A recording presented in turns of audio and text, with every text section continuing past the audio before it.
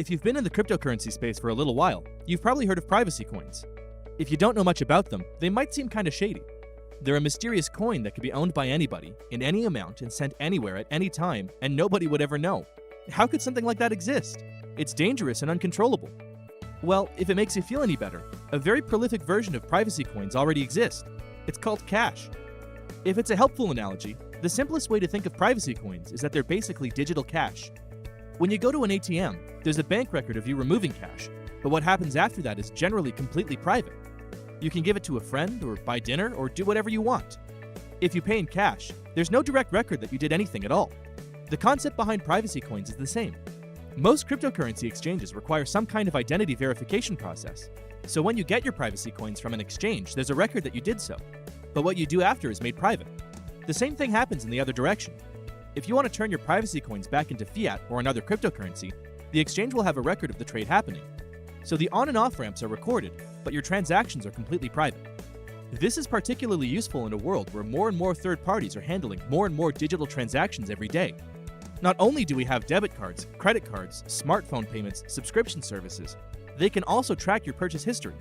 This data is mined and used just like your browsing data to try and get a picture of who you are, what you do, and what you like. Regardless of how you feel about that, one thing is clear. Third parties don't exactly have the best history of handling personal data. So who knows how many hands your purchasing history could fall into? Enter privacy coins. All the benefits of paying in cash, with all the benefits of digital currency. There are a number of ways to achieve anonymity in digital cash, and many of them are highly technical. But let's quickly go over a couple of methods from popular privacy coins. With Zcash, a zero-knowledge succinct non-interactive argument of knowledge, or zk-snark, is used to obfuscate transactions. We won't go into the depths of the incredibly complex math here, but you should check out the guide here for more information. Essentially, users can choose to either transact normally or through shielded addresses that are made private by zk-snarks. Some exchanges even support shielded transactions, meaning that while the exchange will have a record of your privacy coin purchase, nobody else will. Another interesting concept called ring signatures is used by Monero. This hides the sender of the transactions by using decoys of identical transactions. So if I send 1 XMR to someone and choose a ring size of 10, then the network will randomly pull 10 1 XMR transactions. When grouped together, any one of them could be my real transaction. And because my transaction could also have just been pulled randomly, nobody knows if I actually sent one.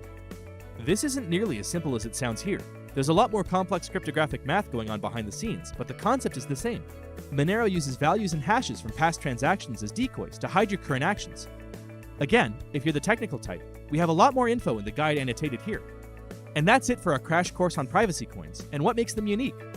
The utility of anonymous digital cash will only become more important as more and more companies enter into the world of online transactions.